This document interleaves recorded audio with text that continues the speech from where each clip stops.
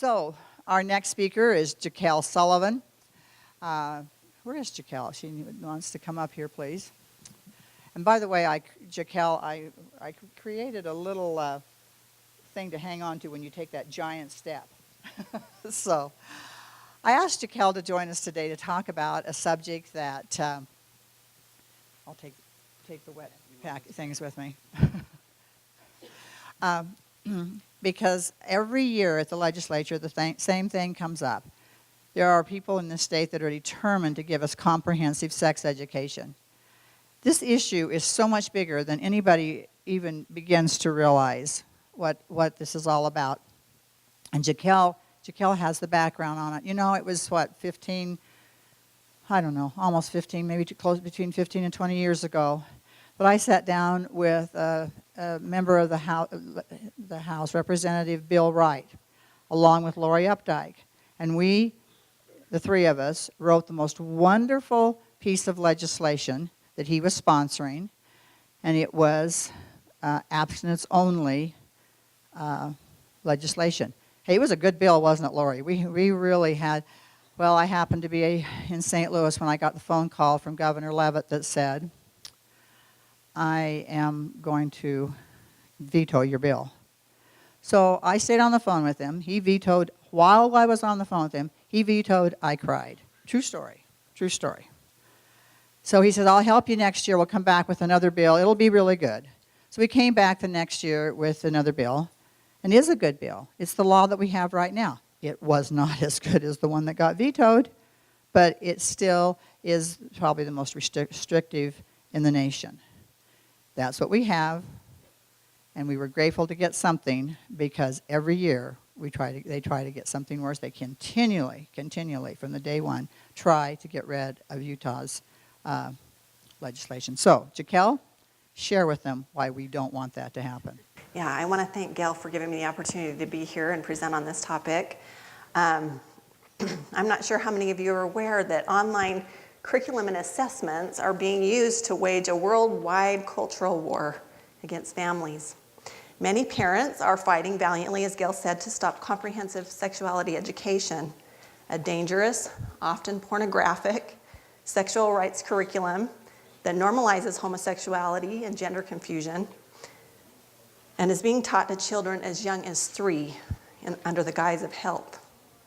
What I hope to show you is that this curriculum was designed from its inception to kick down the health class door and infuse its way into all subjects through teacher training and online learning. Family Watch International has said that the ultimate goal of comprehensive sexuality education is to change the sexual and gender norms of society, which is why comprehensive sex ed could be accurately called abortion, promiscuity, and LGBT rights education.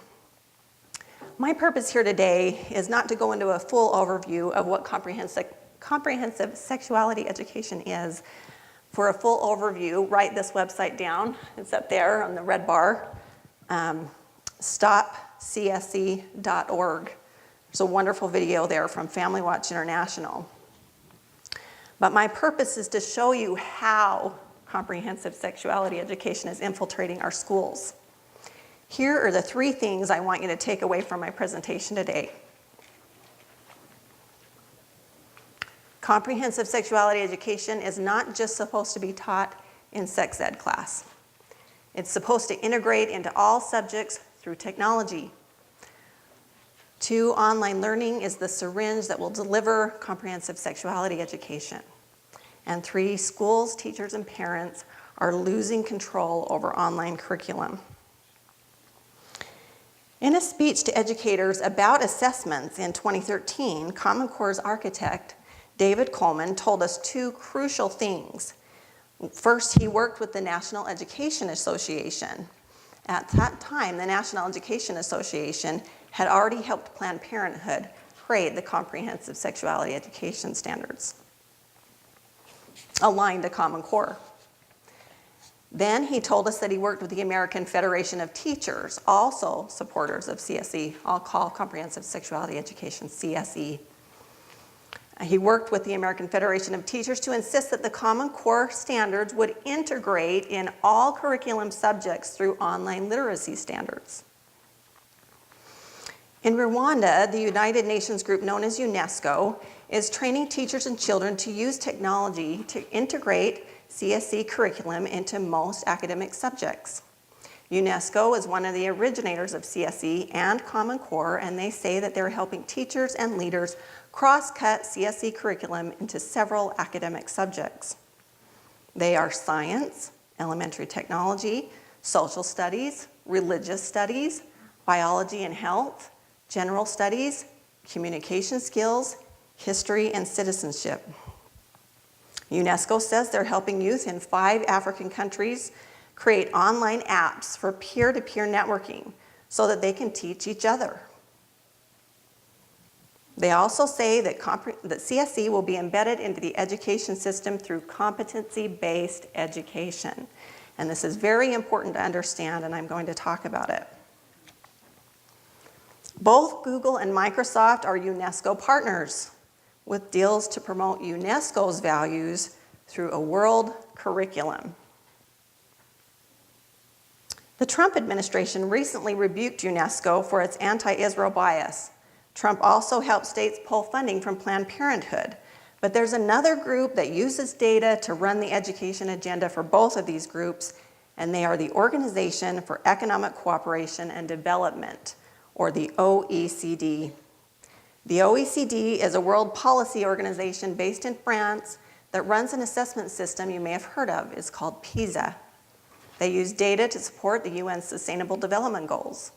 These goals include inserting comprehensive sexuality education into curriculum worldwide.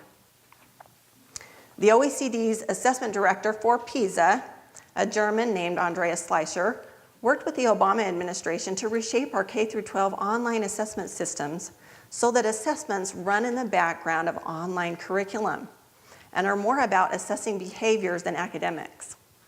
Mr. Schleicher also works with legislators at the National Conference of State Legislators, which explains why Utah legislators often refer to PISA scores to justify education legislation. School systems around the world are being shifted into Common Core-aligned, competency-based education so that students will score well on OECD's PISA exams. But the OECD's definition of competency-based ed is far different than what most Utahns think about when they hear the term competency-based ed. In this brochure for PISA assessments called Global Competency for an Inclusive World, the OECD explains what worldwide competency-based curriculum and assessments must do. They say the skills, attitudes, and values that shape human behavior should be rethought to counter the discriminatory behaviors picked up at school and in the family. All young people should be able to challenge cultural and gender stereotypes, to reflect on the causes and solutions of racial, religious, and hate violence, and to help create tolerant, integrated societies. So children will be competent when they despise Christianity.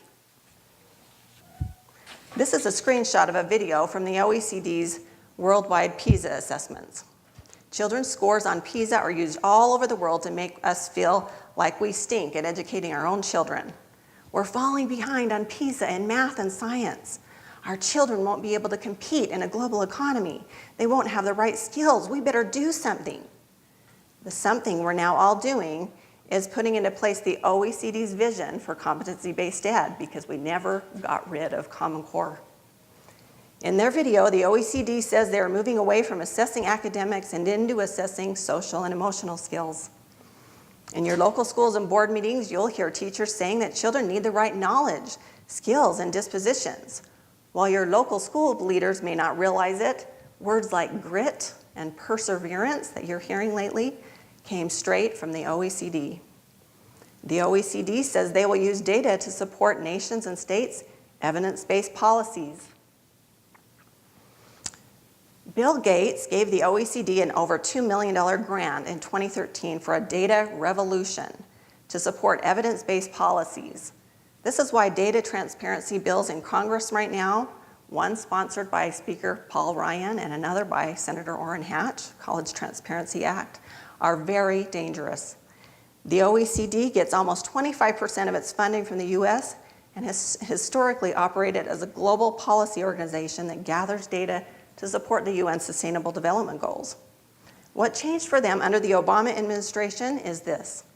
Bill Gates helped the Obama administration figure out how to use technology to bring the OECD's data gathering capabilities from the global level and the national level all the way down to the school and the student level. For the first time in history, America is using computer adaptive assessments in K-12. Much of this shift was funded during the Obama administration and a race to the top. Bill Gates and the Obama administration knew that with the help of technology, they could create a worldwide assessment ecosystem, coercing all the major assessment and curriculum providers to create a behavioral assessment system. Their plan has nothing to do with the 3 times per year assessments that parents can opt out of, but it is an online curriculum-based assessments that parents can, that children use every day. This way, all the data from the various technology groups can nudge children to learn the right behaviors and nudge schools into the right policies.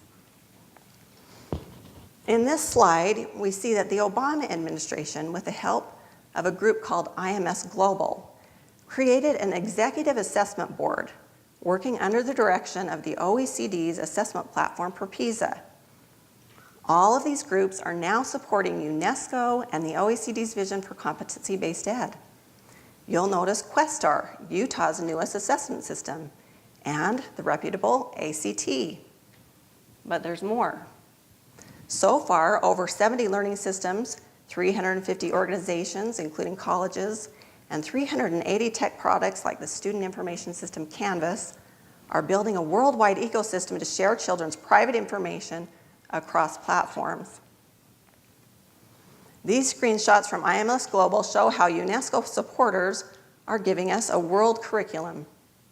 Share test items across platforms in real time, share student roster information that's supposed to be privately held in schools, share children's tutoring and counseling information, attendance information, assessment scores, all in the name of global competency-based ed. Why are technology companies jumping on board? Because behavioral data is the new gold. That's where the money is. When Bill Gates spoke to the National Conference of State Legislators in 2009, he actually told us what he was doing. He said he was using Race to the Top to create a global curriculum market that would be driven by the power of next generation assessments. Those are computer adaptive assessments in curriculum. For those of you who don't know, Bill Gates is one of the largest funders of International Planned Parenthood and has partnered with UNESCO by contract to use data to advance the UN Sustainable Development Goals. If I could translate his speech to the National Conference of State Legislators, it would translate like this. With help from the Obama administration, I'm creating a worldwide curriculum market that we can control using data. And within that market, everyone will develop next generation assessments that will be delivered to children through computer adaptive curriculum in order to make sure that each child learns the right values and behaviors. In this new market where all the curriculum, assessment, and student information systems are integrating using common data standards, we're going to be able to see all the data that flows freely between them to make sure parents and children are accountable to us for what they learn. This way, we'll ensure that children and teachers think, feel, and act in ways that support the UN Sustainable Development Goals. And we can adapt their curriculum and assessments to change their behavior to solve real-world problems. Maybe our local leaders wouldn't have jumped into Common Core if they would have listened to what Bill Gates actually said. In 2015, Bill Gates told the largest newspaper in Germany, "We need a world government to solve society's urgent problems." What he's doing in education is building that world government so that children will serve the goals of the state. It's a state church, and it's an all-out assault on religious freedom. A few years ago, a Utah teacher told me that because of competency-based ed and personalized learning, she no longer sees her students' curriculum or assessments anymore. Why? Because every child in her class is online on their own computer. Their lessons are personalized just for them, and adapt depending on how each child answers each question. She only sees a data dashboard to assign curriculum and assessments that will help the children meet the standards. Does this sound like a recipe for the death of a free society? It's not local curriculum control. Richard Culotta served as President Obama's Chief Technology Officer. He bragged that Common Core's next generation assessments can collect 100,000 pieces of personal information on every child every day, actionable data to adjust what's taught and tested in real time. Culotta now serves as the CESO of UNESCO's partner, the International Society for Technology in Education, or ISTE. ISTE's technology standards are what Common Core's architect David Coleman was talking to us about in 2013. They are the literacy standards for teachers and students that help UNESCO and the OECD integrate comprehensive sexuality education into all subjects through curriculum-embedded assessments. The Obama administration is using these standards to promote digital citizenship. They say that digital citizenship requires that children aren't just safe online, but they use technology to advocate for their autonomous rights. ISTE is partnered with UNESCO, Microsoft, Intel, and Cisco to train teachers and students to use technology for teaching and learning. Richard Culotta actually turned BYU's teacher college over to these technology standards. So it's right here in Utah. These are the groups whose technology reforms support the integration of comprehensive sexuality into most online subjects in Africa. And this is why it's dangerous that we have Utah legislators right now advocating for sex ed to be taught online. Culotta helped the Obama administration with various technology initiatives in states and districts. Utah was the first to collaborate on one called #GoOpen. The idea was sold that teachers could create online curriculum called Open Educational Resources, a term coined by UNESCO in 2002. Open Educational Resources are online curriculum using Common Core's data standards.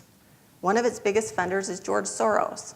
It was sold to states as a way for local teachers to create an awesome supply of great online curriculum. But with a huge new supply of online curriculum, how will educators pick which curriculum to use? Here's where the Obama administration was very savvy. They set up online curriculum curating systems. These systems can rate online curriculum as long as it's in the open domain, where groups are using Common Core's data standards. One of those curating systems is called the Learning Registry. President Obama's Deputy Director of EdTech, Steve Midgley, said that the Learning Registry would help them find out that this teacher assigned this material. This teacher emailed this to someone else. This teacher dragged it onto a smartboard for 18 minutes. He said that the Learning Registry will let him know something about who you are and then let him do a set of mathematical operations against a very large data set and see if he can pair you with the appropriate relevant resource.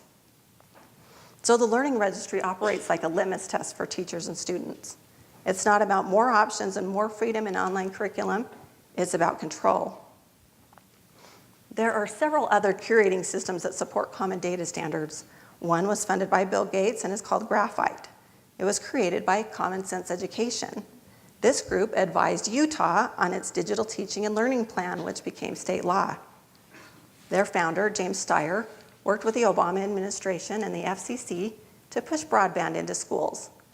Mr. Steyer lives in San Francisco and is pushing legislation in California patterned after the UN Rights of the Child Treaty, which is used to promote children's sexual rights. Steyer worked with Hillary Clinton and one of President Obama's top education advisors, Linda Darling Hammond. UNESCO compares Linda Darling Hammond to John Dewey for her power in today's education reforms. Darling Hammond helped President Obama with Race to the Top for assessments and then went to work with the Collaborative for Academic, Social, and Emotional Learning called CASEL. CASEL is partnered with the OECD to assess children's social and emotional skills. CASEL also recently partnered with the National Club for State Superintendents, called the Council of Chief State School Officers. I'm giving you a lot of acronyms, I apologize, but their acronym is the CCSSO. The CCSSO is a nonprofit that every state superintendent in the country is part of, and they co-created Common Core. Castle and the CCSSO are working to push behavioral assessments into schools. One of their partners is the Novo Foundation, funded by Peter Buffett, billionaire Warren Buffett's son. Warren Buffett is the largest funder of International Planned Parenthood, and Peter Buffett's Novo Foundation promotes a broad sexual rights agenda.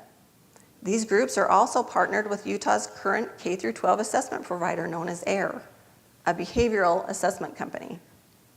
Novo Foundation recently launched their Radical Hope Fund, $20 million to promote feminism and interdependence, to combat white supremacy, xenophobia, and misogyny.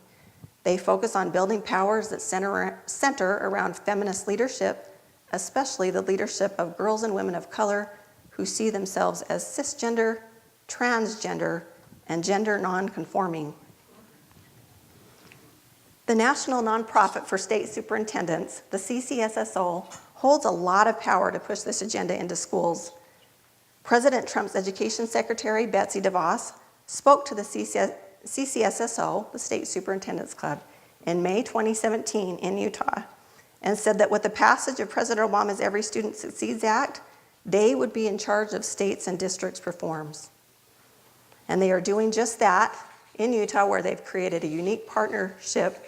We've created a unique partnership with the State Superintendents Club ever since the passage of Obama's Every Student Succeeds Act. DeVos also spoke, I'll wrap it up as fast as I can, at the Arizona State Global Silicon Valley Summit in Utah last May. Global Silicon Valley Advisors is an investment firm that says they'll use Common Core to eliminate local school boards and profit off of student data through online learning. So while she may support traditional ideas of manhood and womanhood, she is not doing enough to stop the people who are making the most off of Common Core, the sexual rights promoters and the technology investors. So here's what we need to do. We have bills coming up in Utah again to support comprehensive sex ed. We've got Representative Bosson trying to push modules online. He has good intentions, but we can see where UNESCO's headed. We've lost control over online curriculum. So I would like to encourage those of you here today. I have a flyer over here on this side table, right behind the Burkett signs, right in front of the Burkett signs. If you will pass those around to anybody you think will be interested in this information, especially congressional leaders. I'd like to speak with LeVar Christensen after this and talk about how we can make this a religious freedom issue. Most importantly, as grandparents and parents, we need to revolt. We need to refuse technology in our schools until Common Core is eliminated. Thank you.